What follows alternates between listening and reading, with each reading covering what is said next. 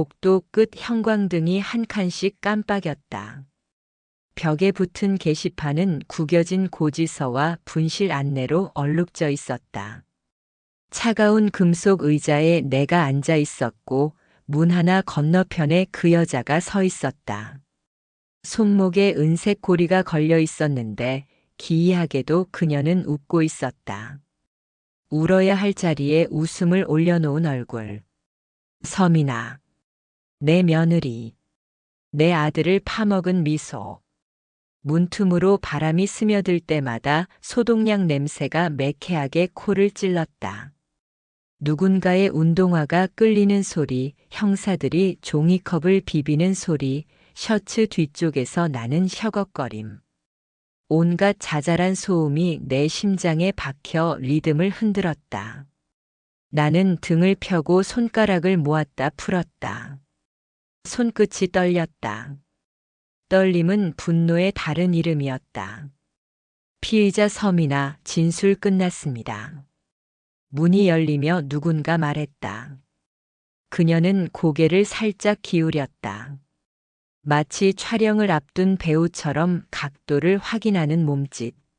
내 눈은 불에 달군 모처럼 그녀의 얼굴에 박혀버렸다. 그녀는 날 보더니 입술을 아주 얇게 접었다가 풀었다. 알아채라는 신호처럼. 어머니. 소리 없는 발음이 입모양으로 지나갔다. 기압이 내려가듯 주변의 공기가 갑자기 납덩이처럼 무거워졌다. 내 이름은 이정순. 식당을 하며 평생을 굽고 끓이고 씻었다. 양파를 까서 눈물 흘릴 때도 숟가락을 닦느라 손마디가 터질 때도 나는 참는 법부터 배웠다. 하지만 오늘은 참을 생각이 없었다. 참는 건 살아남기 위한 기술이었지 용서가 아니었다. 나는 용서하러 오지 않았다. 내가 들고 온 건 정리 그리고 복수였다. 처음부터 이야기를 늘어놓을 생각은 없다. 그럴 자비도 없다. 다만 오늘의 이 장면이 어디서 시작됐는지 단 하나의 이미지로 붙잡아 보겠다. 웃는 며느리. 내 아들이 울던 자리에서 그녀는 웃고 있었다. 사람의 얼굴에는 보통 가면 한두 장이 걸린다는데 그녀의 얼굴엔 도대체 몇 장이 겹쳐져 있는 걸까? 현관 앞에서 신발을 가지런히 놓던 그 손이 도윤이의 서류를 뒤집어 엎던 손과 같은 모양이었다는 걸 나는 너무 늦게 알았다. 형사가 묻는다. 보호자 되시죠? 아니요. 나는 고개를 저었다. 저 아이 보호자는 오늘부터 법입니다. 말끝이 차갑게 바닥에 떨어졌다. 형사는 눈썹을 한번 치켜 올리더니 서류를 정리했다. 종이 끄트머리가 바스락거렸다. 나는 그 소리까지 외웠다. 오늘 이후 누군가가 나에게 증거를 묻는다면 나는 그 바스락거림도 증거로 내밀 것이다. 모든 소리는 기록이 된다. 모든 냄새는 사건의 잔향이 된다. 나는 식당에서 배웠다. 탄 냄새가 한 번 배면 주방 전체가 타버린 냄새가 되는 걸. 어머니, 여기서 이러시면 미나가 말을 붙이려 했다. 나는 손바닥을 들어 올려 그녀의 입을 막았다.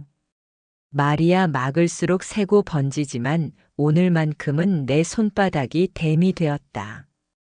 그녀의 눈동자가 미세하게 흔들렸다. 하필 지금도 그녀는 연기하고 있었다. 연민을 닮은 표정, 반성처럼 보이는 구도. 관찰자를 끌어당기는 적정량의 수치심. 그러나 나는 그 얼굴 아래 깔린 회로를 본다. 숫자 일정 메시지 위임장 송금 회합. 사람 얼굴의 근육보다 더 정확하게 움직이는 회로. 내 아들 박도윤. 손에 기름 냄새가 배어있던 아이. 사람의 나사를 풀 줄 알았지만 자기 마음의 나사는 끝까지 조이지 못했던 아이. 그 아이가 어느 날 빈 주머니로 내 앞에 앉아 울었다. 엄마, 다 끝났어.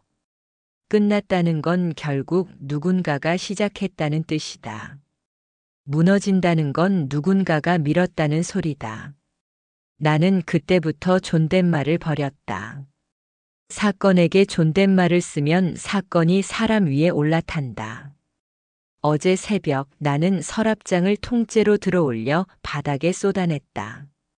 서류철, 영수증, 메모지, 접힌 봉투, 이름 모를 명함들. 익숙한 기름 냄새 대신 종이에서 올라오는 묵은 곰팡이 냄새가 났다. 종이 역시 살아있다. 만졌을 때 살아있는 종이는 밀도가 있다. 사기꾼의 종이는 얇게, 아주 얇게 질이 빠져 있다. 눌러보면 금세 주름이 간다. 나는 얇은 것들만 골라냈다. 얇은 종이는 보통 숨길 내용으로 쓰인다. 거기에서 나는 발신 미나 메모를 보았다. 보라색 얇은 펜. 끝에 작은 별표. 이건 그녀의 습관이다. 사실을 달콤하게 보이게 만드는 장식.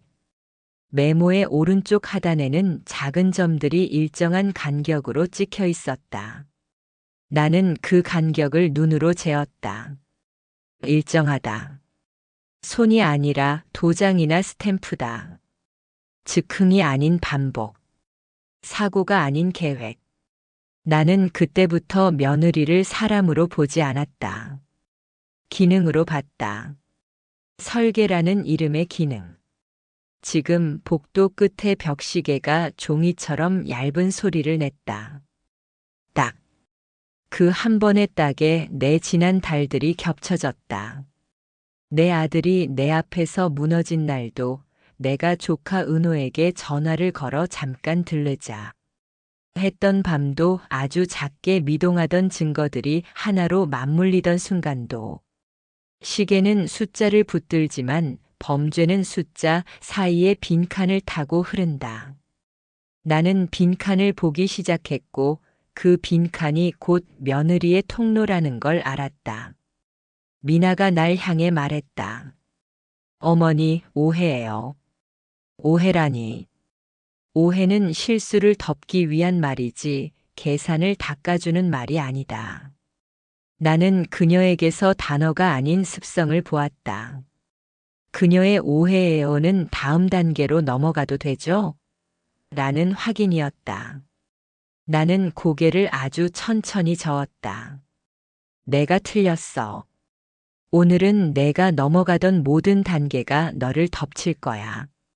내 목소리는 낮았고 낮은 목소리는 오래 남는다.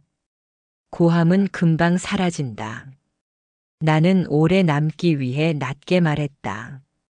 형사가 미나를 데리고 복도를 지나간다. 내가 일어선다. 의자 다리가 바닥을 긁는 소리가 길게 끌린다. 사람들이 고개를 돌린다. 나는 시선을 피하지 않는다. 시선은 총과 같다. 먼저 겨눈 쪽이 유리하다. 내가 먼저 겨눈다. 며느리가 미세하게 눈을 깜빡인다. 내가 웃는다. 그제야 그녀의 미소가 아주 조금 흔들린다. 균열은 처음엔 보이지 않지만 생긴 다음부터는 계속 보인다. 문 앞에서 형사가 묻는다. 진술하시겠습니까? 나는 짧게 대답한다. 네. 하지만 순서가 있어요. 무슨 순서 말씀이죠? 나는 복도 끝 창문 아래 놓인 검은 가방을 가리킨다. 거기엔 내가 모은 메모의 조각들, 얇은 종이의 주름, 스탬프의 간격, 전송 시간대의 패턴, 지워졌다가 되살린 메시지의 그림자가 들어있다.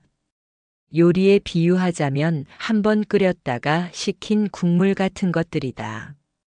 정리되고 걸러진 뒤에야 진짜 맛이 남는다. 사기의 냄새는 처음엔 달고 끝으로 갈수록 씁쓸하다. 나는 그 씁씁함을 채집해 병에 담아왔다. 이제 그 병을 열 차례다. 그날 도윤은 식당 뒷문으로 들어와 신발도 벗지 못한 채 의자에 주저앉았다. 말이 사라지는 자리에 무너짐이 온다는 사실을 나는 먼저 알았다. 그는 구겨진 영수증 묶음을 내밀며 말했다. 엄마, 나 사람을 잘못 믿었어. 회사 이름이 빽빽했고 시각과 금액이 규칙적이었다. 도윤은 사기를 당한 게 아니라 누군가의 계획표 위에서 움직였던 것이다. 그날 밤 불을 끄니 기억이 끓었다. 미나가 말하던 큰손이라는 단어가 혀끝에 남았다. 나는 은호에게 물었다. 금융 사기는 어디로 파고드니? 그는 답했다. 대부분 가족의 신뢰를 쓴대요. 그 말을 듣는 순간 우리 식탁이 통째로 차려진 고기처럼 느껴졌다. 며칠 뒤 미나는 친정에 다녀오겠다며 사라졌다. 대신 도윤의 휴대전화로 낯선 문자가 도착했다. 미나 씨, 입금 확인했습니다. 다음 단계는 자료 정리부터 하죠. 도윤은 그 문자를 보지 못했고 나는 화면을 캡처해 은호에게 보냈다. 이 번호 추적 가능하니? 절차가 필요하지만 시도하겠다고 했다. 그는 되묻기도 했다. 정말 가족 문제 맞아요. 나는 짧게 말했다. 맞다. 그리고 지금은 내가 먼저 알아야 한다. 식탁에 앉은 도윤은 점점 말이 줄었다. 숟가락이 허공을 긁었다. 미나에게서 연락이 없냐고 물었다. 대신 입금 문자가 왔다고 답했다. 그는 벽에 이마를 대고 중얼거렸다. 그 사람은 그럴 리 없어. 나는 말했다. 사람이 아니라 돈이 움직인 거다. 내가 모르는 얼굴이 세상엔 많다. 그날 이후 나는 미나가 남긴 흔적을 모았다. 숫자, 영수증, 메모 조각, 복구된 메시지 캡처. 날짜를 붙여 분류하니 일정한 리듬이 떠올랐다. 입금일과 외출일이 매번 겹쳤다. 거짓말에도 박자가 있었다. 일주일 뒤 은호가 연락했다. 번호 주인은 최상혁이었다. 예전 유사 투자 사기 전력이 있었다. 이름을 듣는 순간 공기가 뒤집혔다. 나는 식당 벽에 낡은 명함판을 뒤져 S&F 자산관리라는 종이 조각을 꺼냈다. 끝자리 숫자가 문자 발신 번호와 같았다. 유리창에 비친 내 얼굴은 푸르렀지만 눈빛은 또렷했다. 그래. 시작이다. 복수는 절차라고 스스로에게 말했다. 감정으로 시작하되 마무리는 냉정으로 해야 한다고. 나는 도윤 몰래 은호에게 추가 조사를 부탁했다. 숙박 내역, 통화 기록, 이동 경로를 확인해 달라고 했다. 불법 아니냐는 은호의 낮은 질문에 나는 반문했다. 사람을 먼저 살리고 법을 세워도 늦지 않다. 그는 한숨을 쉬고 알겠다고 답했다. 나는 그날 미나의 방을 열었다. 장롱 바닥에 구두 상자 밑에서 얇은 서류철을 발견했다. 표지에는 투자 보고서 초안이라 적혀 있었고 안쪽에는 손으로 쓴 계산표가 있었다. 이익 분배율 40대 40대 20이라는 숫자, 옆에 작은 글씨로 모친이라고 적혀 있었다. 내 이름 대신 모친이라는 단어 하나였다. 그 단어는 나를 돕겠다가 아니라 나를 방패로 쓰겠다는 표시였다. 그들은 내 아들을 이용해 번 돈의 일부를 내 이름으로 세탁하려 했다. 심장의 박동이 귀 뒤에서 울렸다. 나는 속삭였다. 그래서 웃었구나. 사기만 친 게 아니라 내 이름까지 팔았구나. 좋다. 내가 만든 분배율은 오늘로 무효다. 내 몫은 남지 않을 것이다. 선언은 차갑게 해야 한다. 나는 울지 않기로 했다. 울면 시야가 흐려지고 흐려지면 증거를 놓친다. 기록은 눈물 대신이다. 나는 식당에서 배운 대로 했다. 불을 끄고 흔적을 본다. 복수도 청소와 같다. 하나씩 닦고 하나씩 버리면 된다. 다음 날 새벽 물류창고 옆 골목에서 나는 첫 통화를 걸었다. 미나야, 어디 있니? 그녀는 놀라지 않았다. 목소리는 평평했다. 어머니, 지금 바쁜데요. 나중에요. 나는 무심하게 답했다. 그래. 바쁘면 끊자. 대신 전달 사항 하나. 너와 관련된 자료 일부가 다른 데로 갔다. 자세한 말은 나중에. 통화는 짧았고 침묵은 길었다. 곧바로 은호에게서 메시지가 왔다. 위치 신호가 북서쪽으로 움직입니다. 나는 재빨리 앞치마를 벗고 점퍼를 걸쳤다. 새벽 공기가 얼굴을 때렸다. 어둠은 소리로 가득했다. 나는 조심히 걸었다. 그녀는 생각보다 가까운 곳에 있었다. 리조트 건물 뒤편 가로등이 꺼진 구역. 검은 세단 옆에 두 사람이 서 있었다. 미나와 그리고 한 남자. 사진으로만 보던 최상혁이었다. 나는 기둥에 숨고 귀를 기울였다. 낮은 목소리가 바람을 탔다. 이번 건은 빨리 정리해야 해. 장모 쪽이 의심한다. 알겠어. 다음 주 전에 마무리하지. 남자의 목소리는 건조했고 미나의 목소리는 젖어 있었다. 나는 핸드폰의 녹음 버튼을 눌렀다. 녹음이 끊기지 않게 화면을 가렸다. 손끝에 땀이 맺혔다. 순간 자동차 문이 열리며 불빛이 번졌다. 나는 급히 고개를 숙였다. 그때 미나의 전화가 울렸고 화면에 도윤의 이름이 떴다. 그녀는 전화를 끊고 짧게 웃었다. 바빠. 나중에. 나는 두 걸음 물러났다. 더 가까이 가면 들키고 더 멀어지면 잃어버린다. 거리는 칼날 같았다. 그 위에서 균형을 잡았다. 그때 은호가 도착했다는 문자를 보냈다. 뒤편 주차장. 합류하실래요? 나는 고개를 저었다. 아직은 아니다. 나는 지금 내 눈으로 끝까지 봐야 한다. 그는 알겠다고 답했다. 곧 두 사람은 차에 올랐다. 세단의 미등이 바닥을 빨갛게 물들였다. 번호판을 외우고 사진을 남겼다. 그리고 다음 단계를 정리했다. 장소와 시간, 단어와 시선. 모든 것은 습관이고 습관은 증거다. 그날 밤 집으로 돌아와 종이들을 꺼냈다. 얇은 것들을 한쪽에, 두꺼운 것들을 다른 쪽에 쌓았다. 얇은 종이는 숨기기 위한 것, 두꺼운 종이는 믿게 하기 위한 것이다. 얇은 쪽에서 스탬프의 간격을 재고 두꺼운 쪽에서 서체의 폭을 비교했다. 시간대 그래프를 그리니 골이 생겼다. 금요일 밤과 월요일 새벽. 그 골 사이에 돈이 움직였다. 그 골에서 사람이 사라졌다.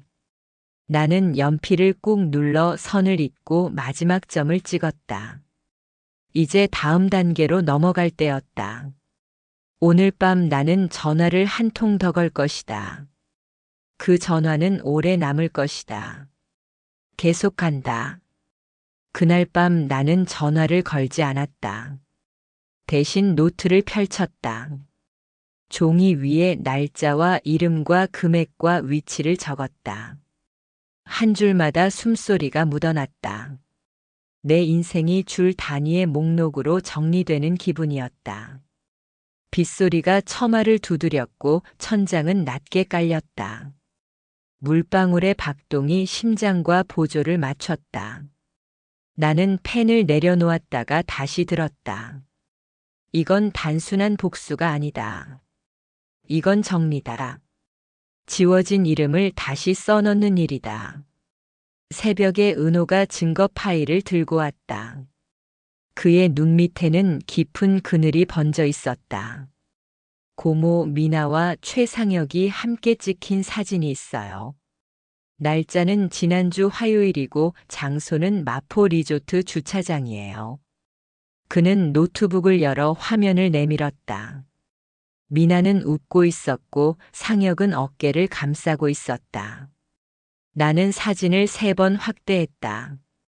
입꼬리의 각도와 손끝의 긴장과 시선의 흐름을 확인했다.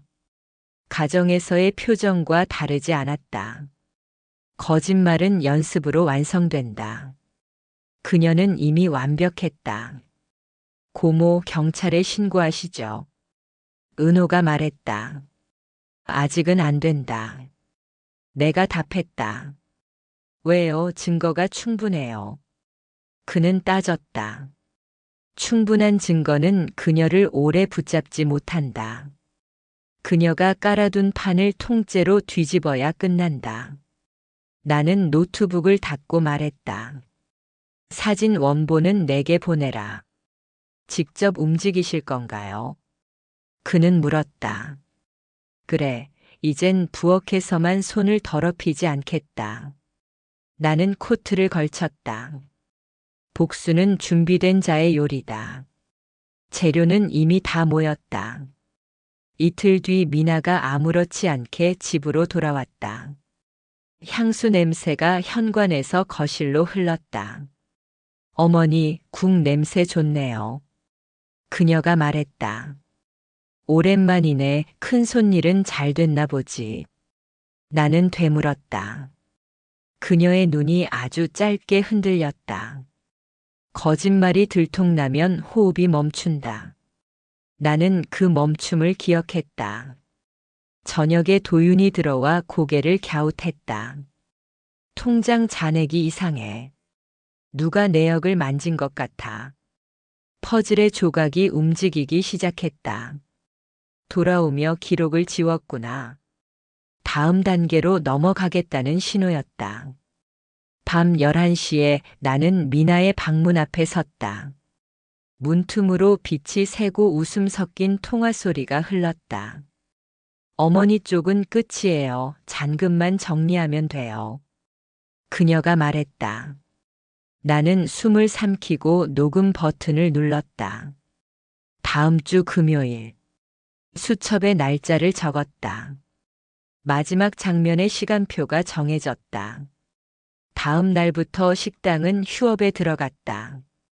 손님에게 미안하다는 쪽지를 붙였다.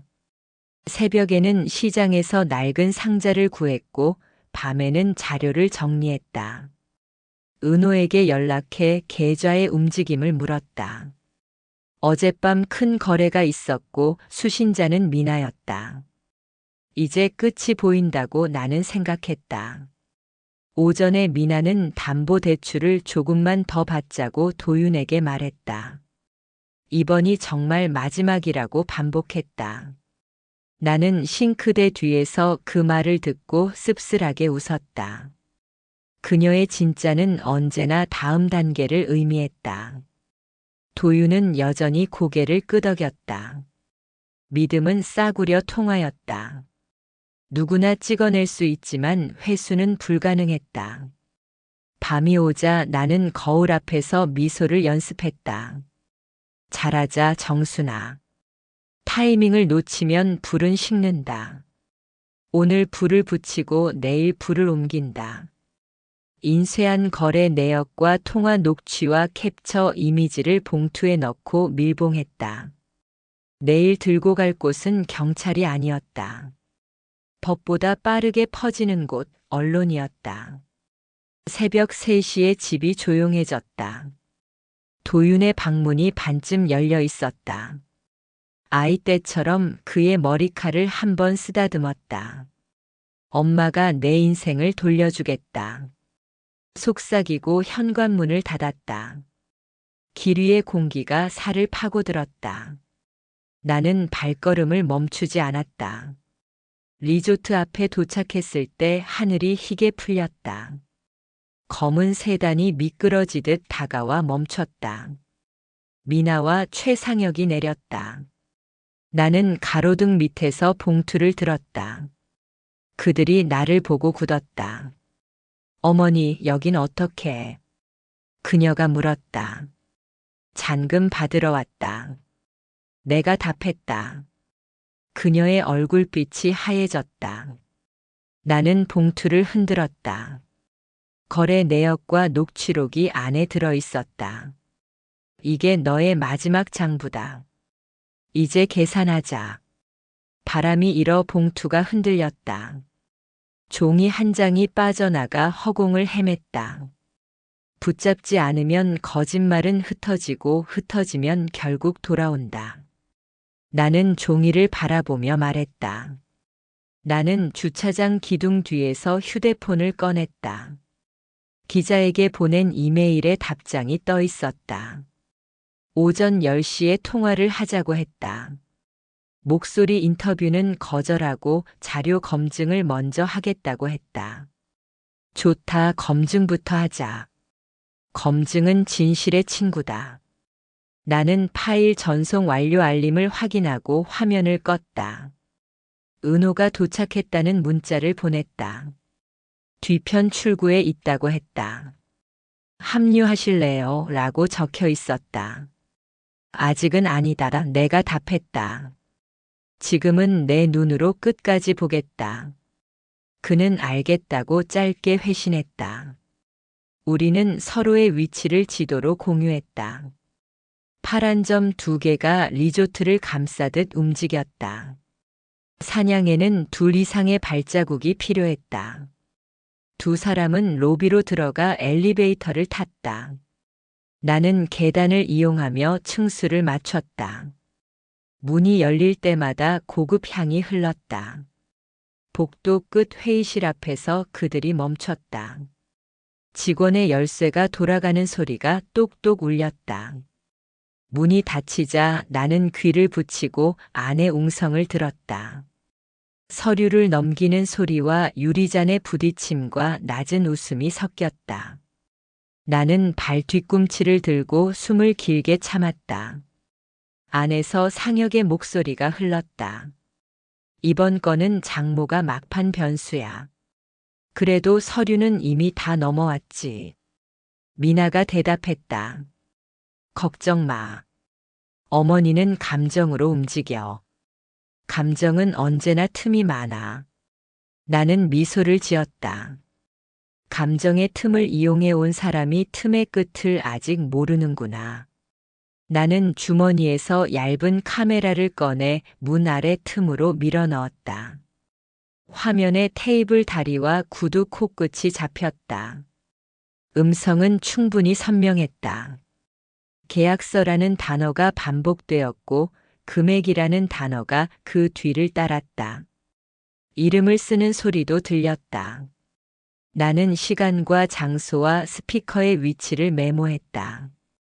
오늘의 대화가 내일의 족쇄가 되도록 각도를 잡았다. 각도를 다시 한번 확인했다. 숨을 고르게 했다. 그날 오전 기자에게서 전화가 왔다. 목소리는 젊고 빠르게 흔들렸다. 자료를 확인했는데 진짜냐고 물었다. 나는 짧게 대답했다. 사실이다. 이름과 금액, 계좌와 시간표가 서로 맞물린다. 그는 오후 편성 회의에 올리겠다며 인터뷰를 부탁했다. 얼굴은 숨기되 목소리는 내보내도 좋다고 했다. 전화를 끊자 흉곽이 불처럼 달아올랐다. 복수는 감정으로 불을 붙이지만 끝까지 태우는 건 냉정이다. 정오 무렵 은호가 도착해 노트북을 펼쳤다. 회의실 녹음이 깨끗하다고 했다. 계약서라는 단어, 금액이라는 단어, 잔금이라는 단어가 선명했다. 나는 한 줄씩 메모를 옮겨 적었다. 문자 하나가 들어왔다.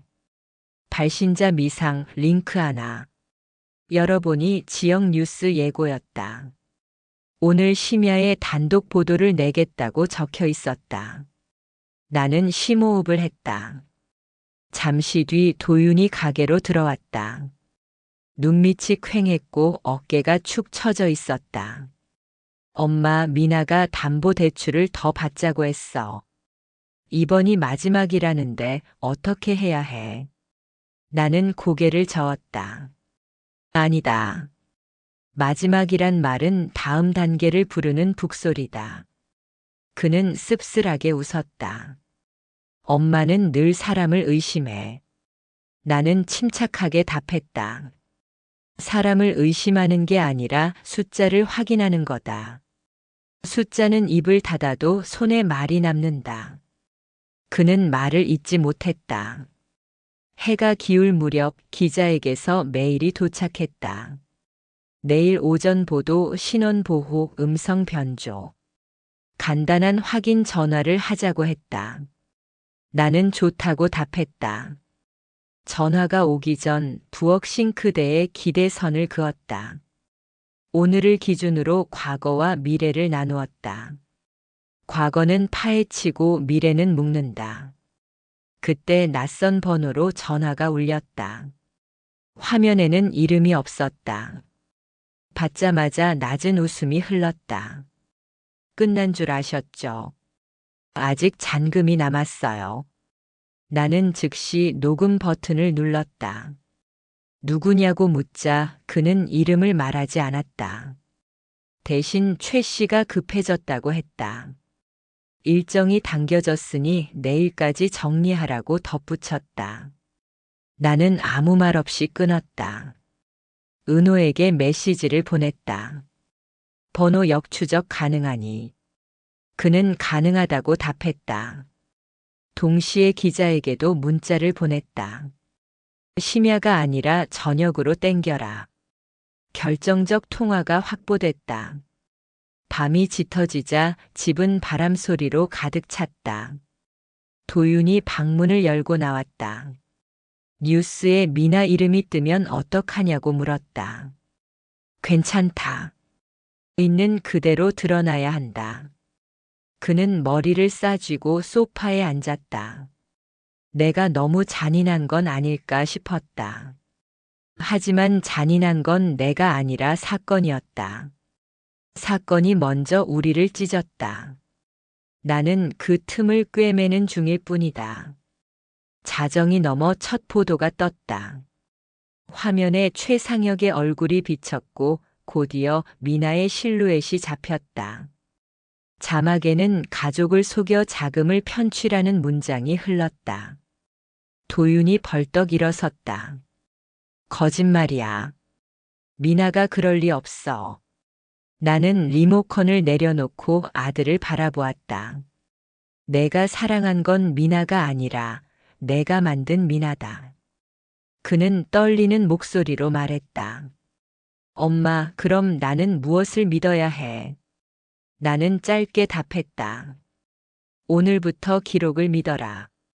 새벽에 경찰서에서 연락이 왔다. 제보자 본인 확인이 필요하다고 했다. 아침에 오겠다고 답했다. 전화를 끊자 초인종이 울렸다. 문을 열자 미나가 서 있었다. 우비로 몸을 감싸고 눈만 번들거렸다. 어머니, 잠깐만 이야기해요. 나는 고개를 끄덕였다. 부엌 등불만 켜고 맞은편에 앉혔다. 그녀는 숨을 고르고 입을 열었다. 상혁에게 속았다. 서류도 그가 꾸몄다. 나는 조용히 물컵을 밀었다. 내가 한 건 무엇이냐? 그녀는 시선을 떨구다가 입술을 깨물었다. 나는 한 장의 복사본을 꺼내 탁자 위에 올렸다. 리조트 회의실의 녹취 일부와 거래 내역이었다. 그녀의 어깨가 내려앉았다. 내가 한 건 믿어준 것뿐이에요.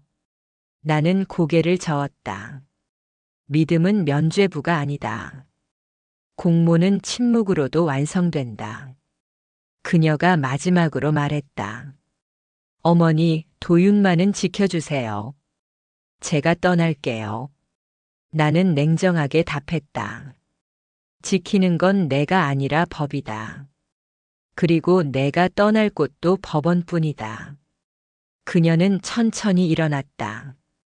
현관 앞에서 한 번 뒤돌아보더니 아무 말 없이 사라졌다. 문이 닫히자 집안에 물방울이 떨어지는 소리만 남았다. 해가 떠오를 무렵 기자의 두 번째 전화가 왔다. 음성 변조가 잘 됐는지 확인해 달라고 했다. 나는 괜찮다고 답하며 한 가지를 더 부탁했다. 피해자 연락처 제보창을 열어달라. 이건 우리 집만의 일이 아니다. 전화를 끊자 또 다른 문자가 도착했다. 전송자 미상. 오늘 저녁 회의실. 잔금. 주소는 어제와 같음.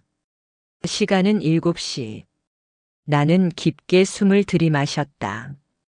그 시간에 그 장소에 마지막 증거가 모인다. 은호에게 보냈다. 오늘 저녁 끝장을 본다. 그는 바로 답했다. 준비하겠다. 나는 식탁 위에 펜을 올려두고 손을 깍지 껴쥐었다. 이제 남은 일은 단 하나다. 끝까지 정확하게 망설임 없이. 문득 거울 속 내 눈이 또렷해졌다. 두려움이 아직 있었지만 두려움 위에 질서가 앉아 있었다. 복수는 질서를 되돌리는 일이다. 그 질서의 첫 줄에 내 이름을 다시 적는다. 그리고 마지막 줄에 도윤의 이름을 적는다. 그 사이에 공범들의 이름을 꾹꾹 눌러 적는다. 나는 코트를 걸치고 현관을 나섰다. 바람이 차가웠다. 그러나 길은 분명했다. 나는 시장 골목을 지나 신문사 건물 앞을 스쳤다. 유리문에 비친 얼굴이 낯설었다. 주머니의 봉투 무게가 손바닥을 눌렀다. 오늘 저녁 회의실 문이 열리면 나는 망설이지 않을 것이다. 들어가서 이름을 부르고 증거를 탁자 위에 펼치고 그들의 눈을 정면으로 본다. 두려움이 올라오면 숫자를 떠올린다. 숫자는 흔들리지 않는다. 나는 발걸음을 재빨리 옮겼다. 뒤에서 휴대폰이 진동했다. 도윤이었다. 어디가 엄마? 나는 짧게 답했다. 내 인생을 되찾으러 간다. 전화를 끊고 하늘을 올려다보았다. 구름은 낮았고 날씨는 맑았다. 오늘은 끝을 쓰기에 좋은 날이었다. 나는 신호등 앞에서 멈춰섰다. 파란불이 켜지자마자 걸음을 내디뎠다. 몸속의 떨림이 발끝으로 내려갔다. 나는 스스로에게 들리지 않을 만큼 낮게 말했다. 흔들리지 말자. 오늘 끝낸다. 벽시계의 초침이 또렷하게 울렸다. 저녁 7시. 회의실 유리문이 빛을 튕겼다. 나는 코트를 벗고 문 손잡이에 손을 얹었다. 안쪽에서 낮은 웃음과 서류 넘기는 소리가 겹쳤다. 노트북을 든 은호가 속삭였다. 녹음, 백업 모두 준비됐어요. 나는 고개를 끄덕였다. 문이 안쪽에서 먼저 열렸다. 긴 테이블. 미나와 최상혁이 보였고 그 옆에 낯선 남자가 앉아 있었다. 반들거리는 구두, 잘 다려진 양복, 얇은 안경테. 미나가 눈을 동그랗게 떴다. 어머니, 왜 여기까지? 나는 한 발 나섰다. 잔금 받으러 왔다. 낯선 남자가 미소를 지었다. 저는 변호사 강도현입니다. 사적 촬영은 곤란해요. 그는 내 앞에 명함을 내밀었다. 나는 명함을 보지도 않았다. 대신 가방에서 봉투를 꺼내 탁자 위에 올렸다. 거래 내역, 회의실 녹취, 사진. 최상혁이 코웃음을 쳤다. 허가 없이 녹음했네. 불법이야. 나는 입꼬리를 올렸다. 불법은 자네들이 먼저 했지. 그때 회의실 문이 열리며 기자 둘이 들어왔다. 은호가 고개를 끄덕였다. 원본 백업 완료. 카메라 플래시가 번쩍였다. 강도현은 의자를 끌어 내 쪽으로 다가왔다. 이 계약 일부가 이정순 씨 명의로 서명돼 있습니다. 그 점 알고 오신 건가요? 손끝이 차갑게 식었다. 내가 서명하지 않았어요. 필적 감정하면 나와요. 그는 고개를 저었다. 동일 필적이라고요. 나는 봉투에서 복제 샘플을 꺼내 펼쳤다. 스탬프 간격, 회계 속도, 종이의 눌림. 복제 흔적이야. 누가 썼는지는 여기서 확인하자. 미나를 보았다. 그녀는 눈을 피했다. 최상혁이 테이블을 툭 치며 말했다. 증거 있어. 나는 노트북 화면을 돌렸다. 어젯밤 회의실 녹취. 금액, 계좌명, 잔금 일정 전부 또렷했다. 강도현의 표정이 굳었다. 그는 갑자기 목소리를 높였다. 불법 녹취는 법정에서 쓰기 어렵습니다. 나는 대꾸했다. 그럼 언론에서 쓰지. 문이 다시 열리고 제작진이 장비를 밀고 들어왔다. 기자가 외쳤다. 공범 확인, 추가 자료 확보. 미나가 갑자기 달려와 내 어깨를 밀었다. 당신이 뭘 알아? 나는 가족을 지키려 했어. 나는 넘어지지 않았다. 가족을 지킨다며 가족을 판 건 너야. 그녀가 비웃듯 속삭였다. 당신도 모르는 줄 알았지. 당신 통장으로 돈이 들어갔어. 상혁이 보냈어. 기자들이 술렁였다. 은호가 노트북을 두드렸다. 고모 기록상 입금 내역이 있어요. 이름은 이정순. 심장이 쿵 내려앉았다. 조작이야. 강도현이 재빨리 말했다. 피해자 코스프레는 여기까지 합시다. 나는 깊게 숨을 들이마셨다. 함정이네. 날짜가 3달 전. 내가 병원에 붙어 있던 그 주. 누가 내 통장을 썼을까? 미나의 입꼬리가 올라갔다. 보호자 등록 기억 안 나요. 당신 서류에 내 번호가 있더라. 나는 이를 악물었다. 상혁은 고개를 숙였고 강도현은 조용히 휴대폰을 만지작거렸다. 나는 은호에게 손짓했다. 2번째 파일을 틀어. 화면이 바뀌었다. 송금 지시 문자 원본. 발신자 이름 강도현. 시간대 회의 직후. 은호가 설명했다. 변호사 폰에서 중계된 명령입니다. 회의실 공기가 바뀌었다. 기자가 플래시를 연타했다. 경찰이 문을 열고 들어왔다. 제보 접수 건으로 현행 확인하겠습니다. 강도현이 벌떡 일어섰다. 오해야. 내 폰이 아니라 업무 폰이고 실무 담당이. 나는 말을 잘랐다. 잔금의 주인이 드러났네. 변호사님, 오늘은 명함 대신 영장을 받으셔야겠어요. 미나가 비명을 질렀다. 나는 몰랐어. 상혁이 나를 속였어. 상혁은 씁쓸하게 웃었다. 거짓말, 내가 먼저 시작했잖아. 경찰은 3사람의 휴대폰을 수거했다. 나는 의자에 앉아 숨을 골랐다. 손이 떨렸지만 머리는 차가웠다. 기자가 물었다. 지금 심정이 어떠세요? 나는 짧게 대답했다. 청소는 끝나가요. 그런데 냄새가 새네요. 기자가 피식 웃었다. 경찰은 강도현에게 움직이지 말라고 지시했다. 그는 마지막까지 말을 덧붙였다. 이정순 씨도 조사 대상입니다. 당신 통장 입금 설명해야죠. 나는 고개를 끄덕였다. 얼마든지. 대신 순서부터요. 주모자가 먼저, 피해자는 나중.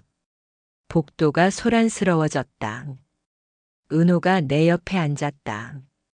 고모 송금 내역은 회수해도 언론이 이미 봤어요. 지울 수 없어요. 잘했어. 지워지지 않는 기록, 내가 원하던 거야. 나는 손가락을 깍지 끼었다가 풀었다. 그때 진동이 울렸다.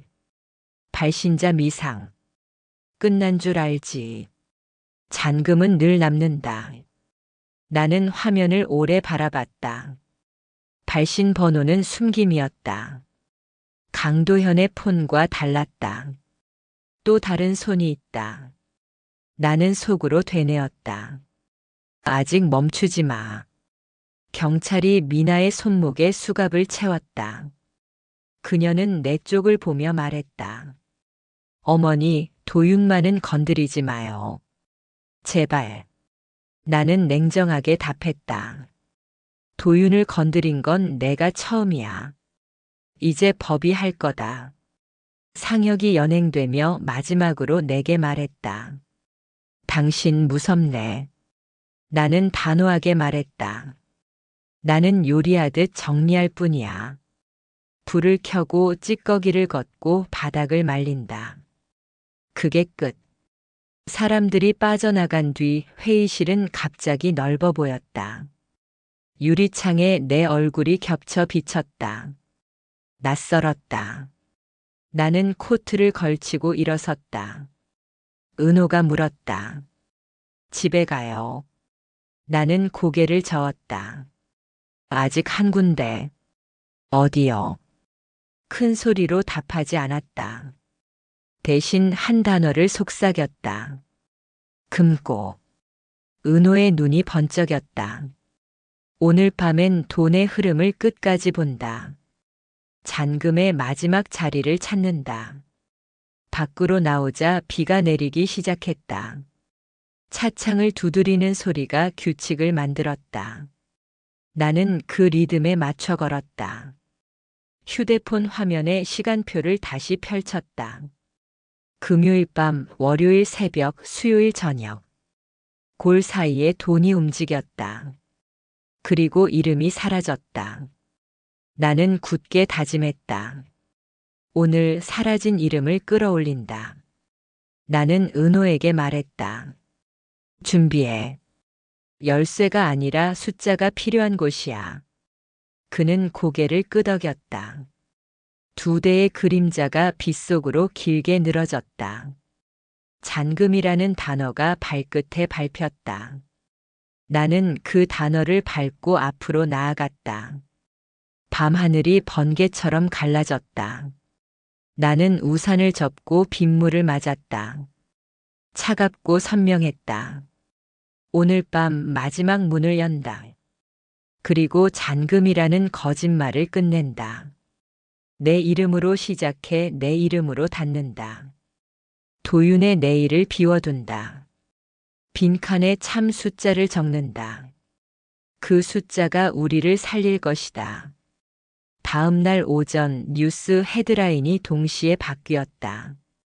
화면에는 가족 금융 사기 전모라는 자막이 깜빡였고 진행자는 주도자 최상혁 공범 서민아, 중개자 강도현이라고 또박또박 말했다. 나는 미지근해진 커피를 내려놓았다. 그 아래 깔린 자막 한 줄이 숨을 멎게 했다. 피해자 이정순 공범 가능성 조사 중. 리모컨이 손에서 미끄러져 바닥을 굴렀다. 도윤이 방에서 뛰어나왔다. 엄마, 이게 뭐야?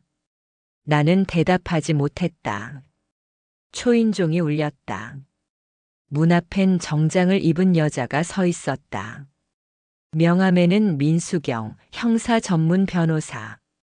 강도현 측이 명예훼손으로 고소했습니다. 라고 그녀는 담담히 말했다. 가슴이 쿵 내려앉았다. 하지만 가능성은 있습니다. 서버 원본과 송금 사슬만 확보하면 반격이 돼요.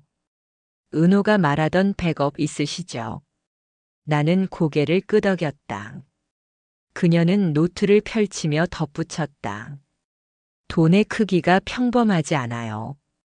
뒤에 다른 손이 있을 확률이 높아요. 오후 댓글창은 지옥이었다. 노인 연기, 가족쇼, 공모자라는 단어가 화면을 덮었다. 도윤이 소파에 주저앉아 떨리는 목소리로 물었다. 엄마, 사람들이 왜 이래? 내가 낮게 말했다. 사람은 소문을 먹고 기록은 진실을 먹는다. 우리는 기록으로 버틴다. 해질녘 은호가 노트북을 들고 왔다. 고모 서버 복구 끝. 그런데 수상한 로그가 있어요. 송금 지시가 새벽 3시, 발신 IP는 부산. 강도현의 사무실과 거리가 멀어요. 그리고 실제 명의인은 다른 사람입니다. 화면에 이름이 떴다. 윤태섭. 자산운용사 대표, 대형 자금 세탁 수사선상. 나는 낮게 중얼거렸다. 잔금의 주인이었구나. 그때 민수경의 전화가 왔다. 윤태섭이요? 금융청이 이미 들여다보는 인물이에요. 언론이 요란해지면 바로 숨을 겁니다. 증거를 묶어 한 번에 던지세요. 나는 메모에 굵게 적었다. 한 번에 결정타. 자정 무렵 낯선 번호가 울렸다. 받자마자 낮고 젖은 웃음. 그만하시죠, 어머니. 돈은 이미 움직였습니다. 내가 물었다. 윤태섭이요? 대답 대신 딱 끊기는 소리. 곧장 도윤의 방문을 열었다. 침대가 비어 있었다. 책상 위 핸드폰은 꺼져 있었고 얇은 메모만 남았다. 잠깐 다녀올게. 금방. 다리가 풀렸다. 은호가 달려왔다. 위치 추적할게요.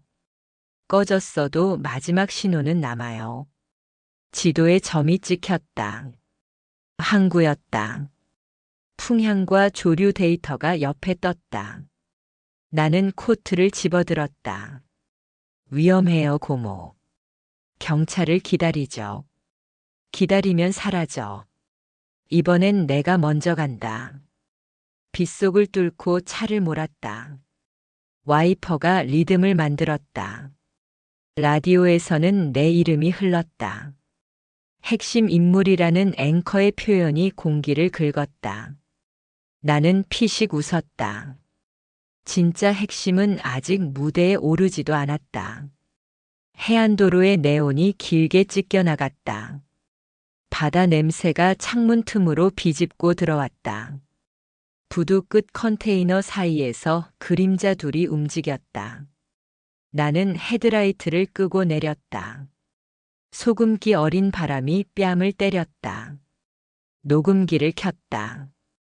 철문 너머로 목소리가 새어나왔다. 얘기 끝났지? 시간 지켜. 남자의 목소리였다. 나는 틈으로 눈을 댔다.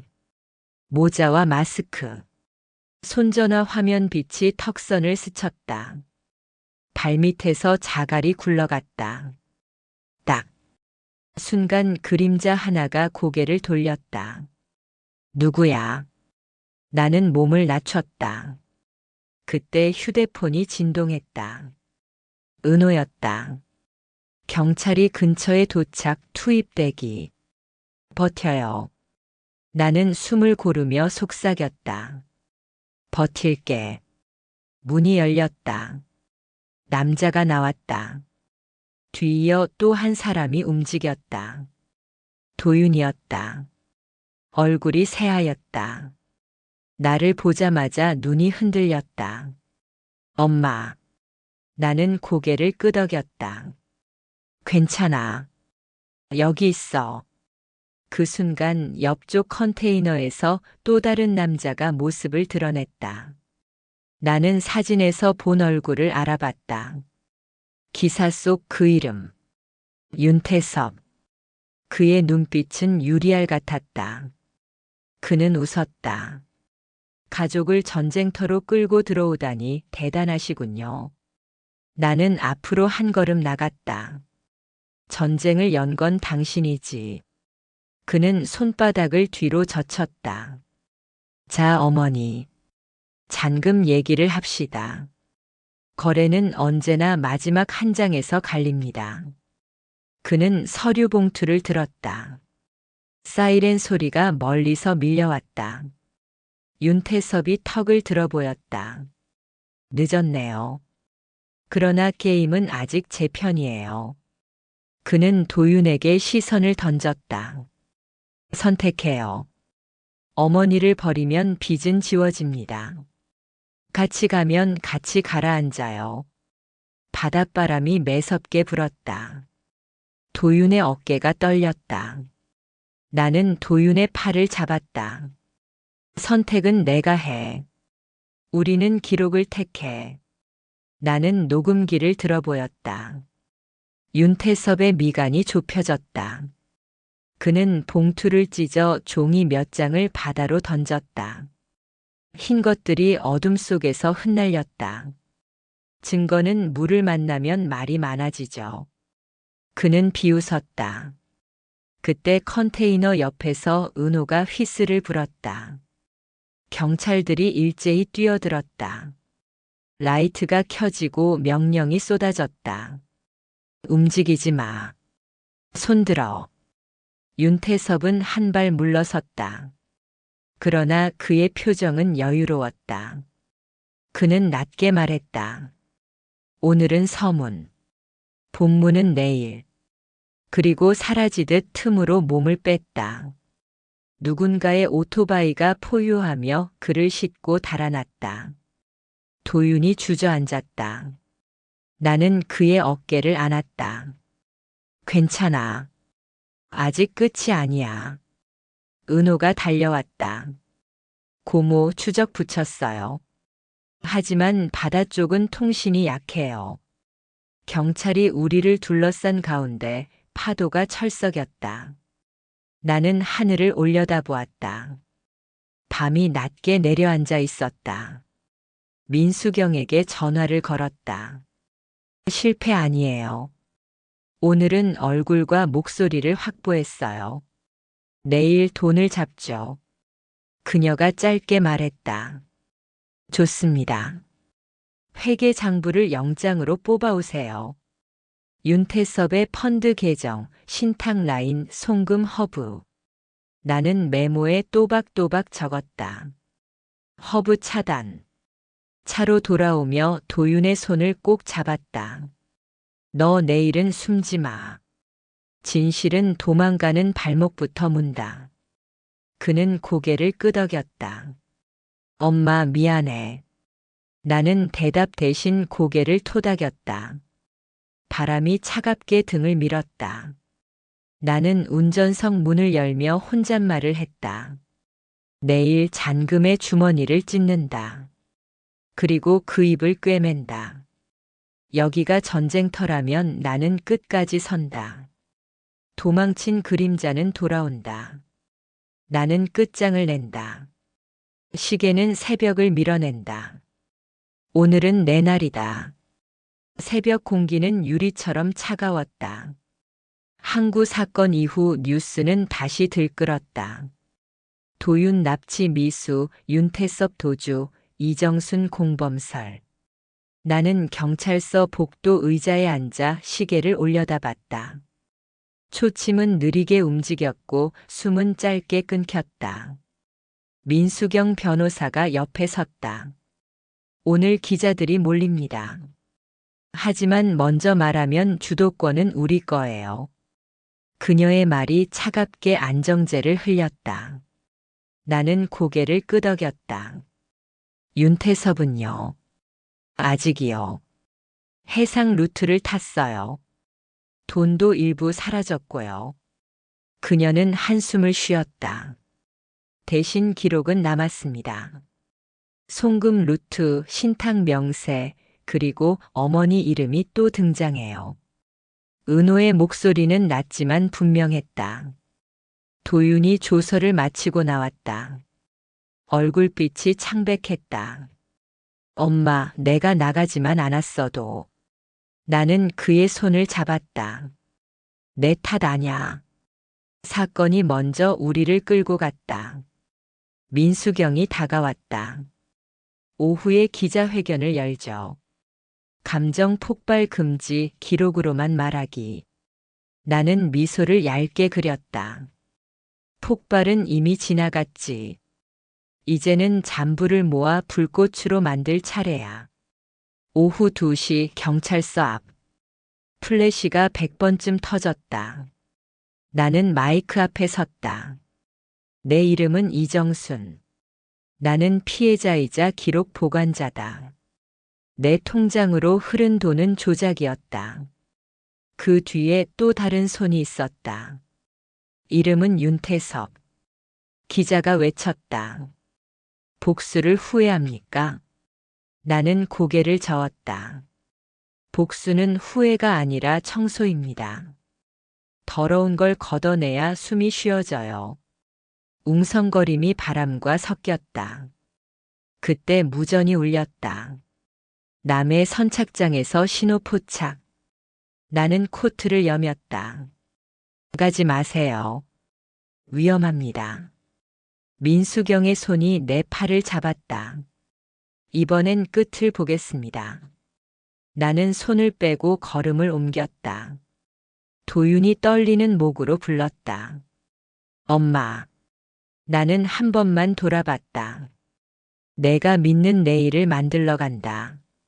선착장에 도착하니 바람이 몸을 베었다. 등대불이 물결 위에서 흔들렸다. 검은 코트의 남자가 배에 오르려 했다. 윤태섭이었다. 나는 몇 걸음 앞서 나갔다. 당신 때문에 가족이 부서졌어. 그는 어깨를 으쓱했다. 가족은 원래 돈보다 약하죠. 나는 녹음기를 켰다. 이번엔 당신 목소리로 닫자. 그는 비웃었다. 세상은 이미 당신을 공범으로 기억해요. 목소리 하나로 뒤집긴 늦었죠. 확성기 소리가 파도를 갈랐다. 움직이지 마. 경찰이 접근했다. 윤태섭은 천천히 두 손을 들더니 순식간에 옆에 로프로 몸을 감쌌다. 미끄러지듯 난간을 타고 뒤편으로 사라졌다. 쫓는 발소리, 욕설, 호각. 나는 난간을 붙잡았다. 검은 그림자가 펜스를 뛰어넘는 게 보였다. 그때 내 휴대폰이 떨렸다. 문자 하나.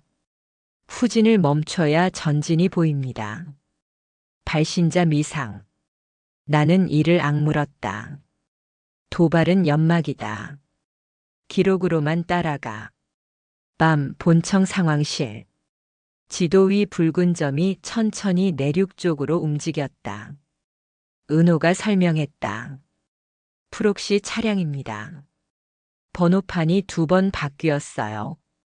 목적지는 금융지구로 보입니다. 민수경이 말했다. 계좌 압류영장 즉시 청구하겠습니다. 나는 노트에 적었다. 허브 차단, 지분 취소, 위임장 무효. 내 글씨가 점점 굵어졌다. 새벽 3시 불이 모두 꺼진 빌딩 앞. 경비의 졸음이 유리창에 비쳤다. 우리는 옥상으로 이동했다. 아래층 서버실의 펜 소리가 낮게 떨렸다. 민수경이 귓속말로 말했다. 법원 승인이 방금 났어요. 접속 시작합니다. 은호가 노트북을 열었다. 화면에 장부가 떴다. 파도처럼 이어진 숫자, 바늘구멍 같은 메모, 익명 지갑 열쇠. 그 중심에 이름 하나가 박혀 있었다. 윤태섭. 그리고 또 하나. 강도현. 마지막으로 미처 지우지 못한 서명이 남아 있었다. 알람이 울렸다. 누군가 역추적을 시작했어요. 은호가 키보드를 두드렸다. 로그를 뽑아. 나는 휴대폰을 꺼내 카메라를 들이댔다. 화면을 1장, 2장, 3장. 손이 떨렸지만 초점은 흔들리지 않았다. 갑자기 비상등이 번쩍였다. 계단 아래에서 발소리가 솟구쳤다. 윤태섭의 부하들이었다. 문 손잡이가 요란하게 흔들렸다. 나는 문 사이에 의자를 받고 민수경을 바라봤다. 이제요. 그녀가 고개를 끄덕였다. 압류 명령 전송. 창문 밖 아직 어두운 도시가 드디어 밝아지기 시작했다. 은행 서버에 붉은 경고가 줄줄이 떴다. 차단, 취소, 동결. 나는 숨을 뱉었다. 잔금, 너의 주머니를 막았다. 문이 벌컥 열렸다. 거친 발이 들이닥쳤다. 나는 의자를 밀어 맞섰다. 손에 쥔 녹음기의 버튼을 눌렀다. 내 목소리가 울렸다. 도망친 그림자는 돌아온다. 너희도 돌아와라. 민수경이 부하의 손목을 비틀어 떼어냈다. 은호가 외쳤다. 원본 백업 완료. 나는 창문 쪽으로 물러섰다. 아래로 경찰차가 진입하는 불빛이 보였다. 경적 소리가 터졌다. 누군가 외쳤다. 손들어. 그 순간 나는 비로소 숨을 길게 쉬었다. 동틀 무렵 체포영장이 추가로 집행됐다. 윤태섭의 운전기사, 회계 담당, 현장 요원. 줄줄이 끌려 나왔다. 도윤이 내 손을 잡았다. 엄마, 이제 끝나가는 거지. 나는 대답했다. 끝은 언제나 조금 늦게 온다. 하지만 이제 길이 보인다. 바람이 따뜻했다. 나는 하늘을 올려다봤다. 어둠이 조금씩 걷혔다. 그리고 속삭였다. 오늘 마침내 내일이 열린다. 오전 10시 기자회견장은 다시 사람으로 가득 찼다. 나는 마이크 앞에서 마지막 문장을 준비했다. 오늘의 숫자는 멈췄고 내 이름은 되찾았다. 남은 건 사과와 회복이다. 그러나 하나만 더 묻겠다. 가족을 이용해 돈을 번 사람들아, 너희 통장은 어디에 숨겼니? 대답하지 않아도 된다. 우리는 이미 길을 찾았다. 기록은 반드시 제자리로 돌아간다. 나는 고개를 숙였다. 플래시가 번개처럼 터졌다. 가슴 속 오래된 매듭이 한 올씩 풀렸다. 그리고 마음속에 조용한 다짐이 빛났다. 끝까지 흔들리지 않고 간다. 그 순간 휴대폰이 떨렸다. 발신자 미상 단 한 줄. 내일 정오 마지막 키를 들고 오라. 장소는 비어 있었다. 도발인지 미끼인지 알 수 없었다. 나는 메시지를 저장하고 삭제하지 않았다. 미끼도 기록이 된다. 민수경이 물었다. 가시겠어요? 나는 짧게 답했다. 간다. 오늘의 청소가 끝났다면 내일은 봉인이다. 그리고 그 다음은 삶이다. 남은 길은 내 발로 내 이름으로 끝낸다. 오늘도 정오는 이상하리만큼 뜨거웠다. 전날 기자회견의 여지는 도시를 덮고 휴대폰 화면엔 같은 문장이 떠 있었다. 내일 정오 마지막 키를 들고 오라. 장소는 비어 있었다. 미끼일까 결말일까? 민수경은 고개를 저었다. 위험합니다. 그러나 나는 결심을 바꾸지 않았다. 기록은 끝이 나야 숨을 쉰다. 은호가 노트북을 들고 와 말했다. 고모 새 계좌가 발견됐어요. 이름은 H&A 프로젝트. 수취인 목록 끝에 고모 이름이 있어요. 숨이 걸렸다. 조작이든 미끼든 확인해야 했다. 우리는 산업단지 외곽의 오래된 창고로 향했다.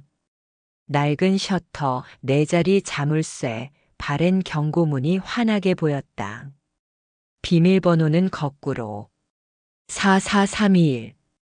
철컥 소리와 함께 문이 열렸다. 안에는 낡은 컴퓨터와 서류 상자 몇 개. 전원을 올리자 화면에 H&O 디지털 레저라는 문장이 떴다.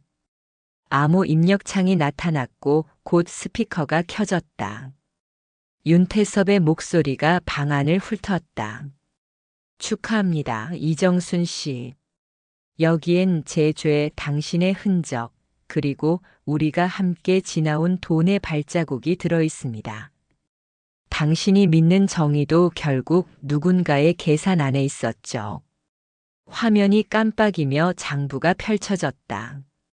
강도현, 서민아, 상혁의 궤적, 기업 명의의 그림자 계정들, 그리고 끝줄에 내 이름.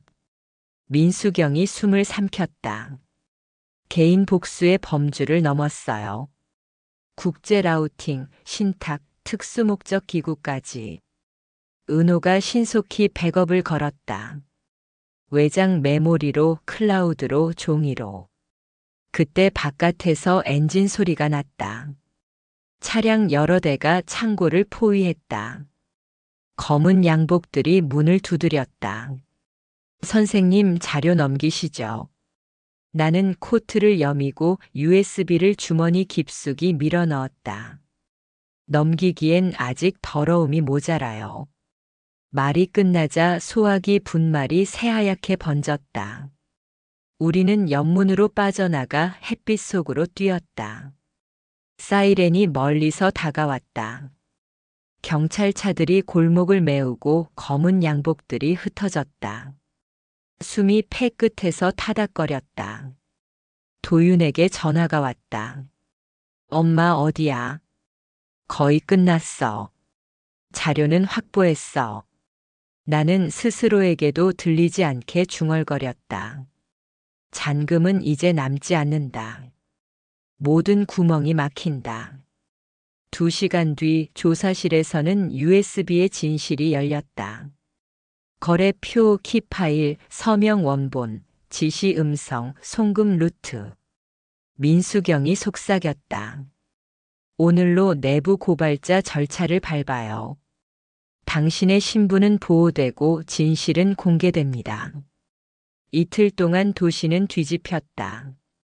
국제 자금 세탁망 적발, 변호사와 운용사의 공모, 피해자 구조기금 조성. 나의 사진이 기사 옆에 붙었지만 이번엔 비난보다 안도의 댓글이 많았다. 도윤은 밤마다 전화를 걸어왔다. 엄마, 평범해지고 싶어. 나는 웃었다. 평범은 제일 큰 사치야. 그래도 시도해보자. 우리는 내일의 가격을 오늘 낸 사람들이니까. 새벽마다 파도 소리를 들으며 나는 서랍에서 낡은 수첩을 꺼냈다. 첫 장엔 짧은 문장이 있었다. 울지 말고 적어라. 그 문장이 나를 여기까지 데려왔다. 보호주택의 창문에 달빛이 길게 붙었다. 나는 녹음기를 켜고 마지막 문장을 남겼다. 복수는 감정이 아니라 기록이다. 기록은 결국 이름을 남긴다. 그리고 이름은 다시 사람을 살린다. 커튼이 흔들리고 바람이 부엌의 빈 그릇을 건드렸다. 나는 눈을 감았다가 떴다. 긴 싸움의 끝에 남은 것은 누구의 엄마도 며느리도 아닌 나 자신이었다. 내 이름을 또박또박 속삭여 보았다. 에이, 정, 순. 이상하게도 손끝이 따뜻했다. 다음 날 아침 민수경이 전화를 걸어왔다. 이제 정말 끝입니다. 잔금은 동결됐고 모든 열쇠는 회수됐어요. 나는 창틀에 팔을 올리고 대답했다. 고맙습니다. 은호에게도 전해주세요. 기록을 지킨 덕분에 우리가 숨을 쉰다고. 전화를 끊고 바다 쪽으로 천천히 걸었다. 햇빛이 수면에서 부서졌다. 나는 현장에서 한 줌의 모래를 쥐고 되뿌렸다. 흩어진 알갱이들이 반짝였다. 그 반짝임이 이상하게도 울컥했다. 집으로 돌아오자 도윤이 현관 앞에 서 있었다. 얼굴이 수척했지만 눈빛은 단단했다. 엄마, 이제 우리 밥부터 하자. 나는 고개를 끄덕였다. 끓는 물소리, 간장 한 방울, 파향. 평범이 가만히 솟아올랐다. 우리는 국을 나누어 담고 마주 앉았다. 도윤이 말했다. 엄마 고마워. 나는 숟가락을 내려놓고 웃었다. 그래, 오늘은 고맙다는 말로 충분하다. 내일은 사과와 약속으로 채우자. 창밖에서 파도가 한 번 크게 부서졌다. 식탁 위 수첩에 마지막 장을 펼쳤다. 빈칸이 한 줄 남아 있었다. 나는 천천히 썼다. 오늘 마침표.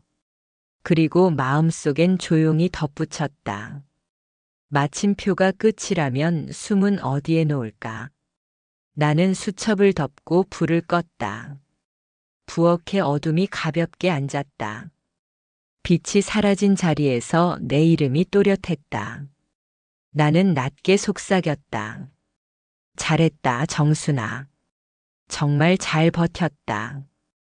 그날 저녁 동네 회관에서 작은 모임이 열렸다. 이름을 밝히지 않은 사람들이 조용히 모여 앉았다. 피해자들이었다. 나는 맨 앞줄에 앉아 수첩을 펼쳤다. 한 노인이 떨리는 목소리로 말했다. 딸이 보낸 링크 때문에 집을 잃을 뻔했어. 그러나 어제 뉴스를 보고 눈을 떴어. 내 옆에 아줌마가 고개를 끄덕였다. 남편이 숨긴 대출이 오늘 드러났어요. 부끄럽지만 살았어요. 나는 펜을 들어 말했다. 오늘부터 우린 서로의 기록이 됩시다. 거짓말은 달콤하고 기록은 때로 쓰지만 끝내 우리를 되돌려줍니다. 박수가 길게 번졌다.